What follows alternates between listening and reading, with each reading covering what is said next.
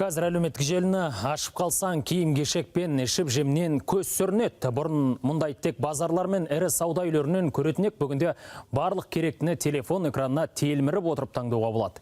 Стрим арқылы да саудасын қыздырып, бизнесін жүргізіп отырғандар жұртқа жақсы болды. Клиент қалаған таңдап, сол жерде ақшаны онлайн аударып, тауарын есік алдынан күтіп алады. Бірақ алданып қалып жатқандар да бар. Интернет дүкендердің қызметін кім қадағалайды? Бутикте сатып алушысын телміре күткен саудагерлердің жайы не болып жатыр? Алдияр Айтбаев айтып береді.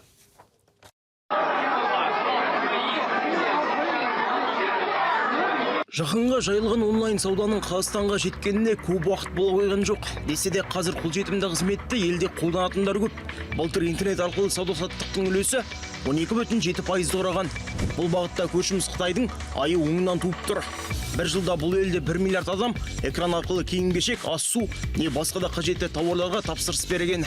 По качеству оно неплохое. Рубашка стоила 1500 тенге. Жарнамасы жаһанды шарлаған шетелдік маркетплейстерде отандық онлайн дүкендермен жарысып, елде кәсібінің көрігін қыздыруда. Қазір біздің нарығымызда әрі 4 платформа бар. Оның тек екеуі ресми тіркеліп, міндетті салығын төлеп жатыр. Қалғаны арзан өнімін көптеп сатып, ептеп пайда көріп отыр. Ал сапасына бас қатырып, барын салып жатқандары шамалы. Тауарда кері қайтару қызметі де атымен жоқ. Amazon, Озон, Wildberries немесе сондай платформалар болса, онда жауапкершілік сол жерде ол бекітілген. Ертең оны қайтару да барлығы бар. Ереженің барлығы енгізілген. Бұл жаңа дәуірдің талабы. Бұған біз қарсы шығуға ешқандай мүмкіндік жоқ. Кәсіпкерлердің мықтылығы неде? Ол жаңа дәуірдің ережесіне бейімделу. Енді салық мәселесіне тоқталсақ, онлайн саудадан қазынамыз былтыр 120 миллиард теңгеге толыққан. Бұл қазақстандық маркетплейстерден түскен сомма. Соның ішінде отандық банктердің бірінің қосымшасы арқылы жасалатын сатылымнан түскен салық көп. Дәлірек айтқанда интернет саудадан соңғы 4 жылда түскен салық мөлшерінің 81% қаржы ұйымынан түсіпті. Сондай-ақ Бұқара білетін ең танымал шетелдік қосымша қожайындары заңнан айналып өтпей, миллиардтаған салығын уақытылы өтеген. Елімізде онлайн сауда етек жайғалы, дүкендер мен базарлардағы жағдай қиындады. Мәселен, қазір біз тұрған базарда үйге қажетті дүниелердің барлығы бар. Бірақ өкініштісі сұраныс аз. Тіпті соңғы 2 жылда мұнда келушілердің саны 20-30%-ға дейін қысқарған. Ал қытымыр қыста саудагерлердің саудасы тіптен қиындапты. Үйренген ісі болғасын мұндағылар бизнесін тастап кете алмайды. Саудасы сұйылғандар келушілер аз болса да, тапқан таянғанын тиындап санап, күн өтіп жүр. Сауда жайлап қалды. Адамдарда күн суыған кезде бұлай далаға шығып алғысы келмейді. Қазір онлайн болып қалған ғой. Бардығы бұлай үйде отырып заказ беріп, солай қазір жылы жерден алады. Қазір көріп тұрғандай бүкіл адамдарды аздап қалады. Саудадан түскен пайданы жалпы арендаға, жаңағы жұмсауға жетіп жатыр ма? Ептеп жеткереміз ғой. 3-4 жыл бұрын сауда қалай болды ол кездері? Ол кезде біраз жақсы болатын. Қазір бүкіл онлайн бұлай болған соң кішкене аздап кетті. Онлайн саудада да бәрі оңып тұр деу қиын. Интернет дүкендерден сатып алғандардың арасында сергелденге салынғандары да бар. Мәселен, жақында Шымкенттік ерлі-зайыпты телефон орнына муляж алып ақырды. Бүйтіп ашылып тұр екен.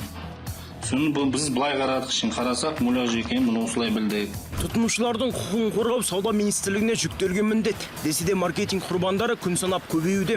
Онлайн сауданы бақылау ісі бір емес, аты дардай 3 министрлік пен ұлттық банкке жүктеліпті. Қаржы министрлігінің мемлекеттік кірістер комитетін айтатын болсақ, олар осы электрондық сауда салығын бақылайды.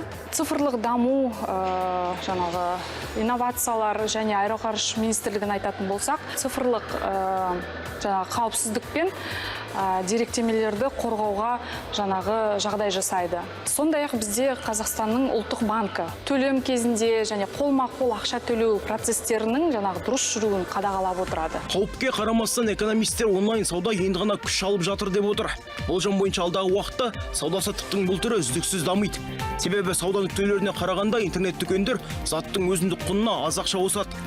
Сонысымен көптеп тұтынушыны тартып отыр. Әрине енді бағанағы сатушылар дүкен жалдайды, оған склад жалдайды, жұмысшы жалдайды, олардың бәрінің шығындарын қосу үшін тауарға үстіндегі қоятын маржаны көбірек қосады. Онлайн сауда жасайтындар ол жақта ашықтық көбірек, прозрачность көбірек. Өйткені сен Каспиймен зат сатқан кезде Каспий ол ақшаны, ол электронды счет фактураны міндетті түрде салық комитетіне жібереді. Қазір желі арқылы қараша көбінесе гаджеттер мен тұрмыстық техникаларға тапсырыс береді екен.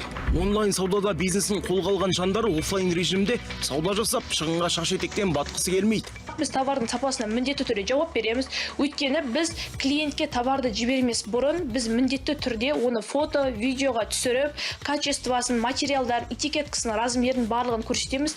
Қайтып возврат болмас үшін. Қазір заман қалай қарай ыңғайланып жатыр, соған қарай сауда жасау керек. То есть қазір бұрынғыдай базарда бір точкада отырып товар сату ол вариант емес. Себебі товарды қолыңызда товарыңыз бар ма, TikTok стриммен де, Instagramмен де, WhatsApp группаларымен де, и және осындай складпен де сату керек. Бәрін болғандай онлайн сауда жасауда Алматы, Астана мен Қарағанды қаласының тұрғындары алдына жан салмай тұр.